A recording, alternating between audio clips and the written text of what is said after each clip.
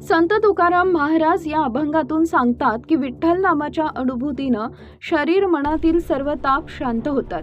विठ्ठलाचं दर्शन म्हणजे संपूर्ण विश्वाचं दर्शन होय.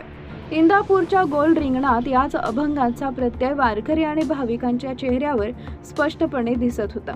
इंदापूरच्या पवित्र भूमीवर शनिवारी दिनांक 18 रोजी संत तुकाराम महाराज पालखी सोहळ्यातील दुसरे मानाचे गोल रिंगण लाखो वारकरी त्याचबरोबर भाविक आणि नागरिकांच्या साक्षीनं भक्तिभावात पार पडले. लाल मातीत धावणाऱ्या मानाच्या अश्वांच्या टापांचा निनाद ज्ञानोबा तुकाराम यांच्या अखंड गजरात दुमदुमला. टाळ मृदंगाचा एक सुरावटीचा नाद, पताकाची उंच भरारी आणि हरिनामात रंगलेला वारकरी समाज या सर्वांनी इंदापूर नगरीला वैकुंठाचा साक्षात्कार घडवला. परंतु याच रिंगणामध्ये अतिशय धक्कादायक प्रकार घडला.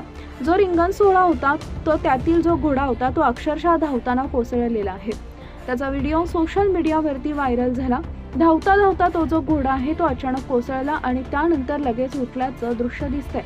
यामध्ये कोणालाही दुखापत झाली नाही, परंतु घोडा अचानक कोसळला त्यामुळे अनेक लोकांनी लगेच तर्कवितर्क काढण्यास सुरुवात केली.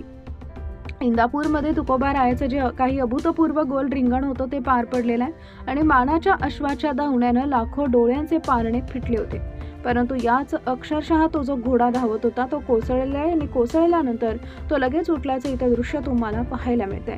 निमगाव केतकी येथील मुक्कामानंतर पालखी सोहळा इंदापूरमध्ये सकाळी 11:22 दाखल झाला.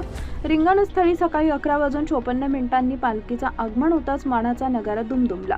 बालवारकऱ्यांची त्याचबरोबर पखवाज वाद्यांनी छेडलेला ताल आणि टाळ चिपळ्यांचा लयबद्ध संगम यामुळे वातावरण अधिकच भारावून गेले होते. डोक्यावर तुळशीचं वृंदावन घेतलेल्या ज्या महिला वारकरी होत्या त्या सुद्धा मानाच्या होत्या, त्या सुद्धा धावत होत्या.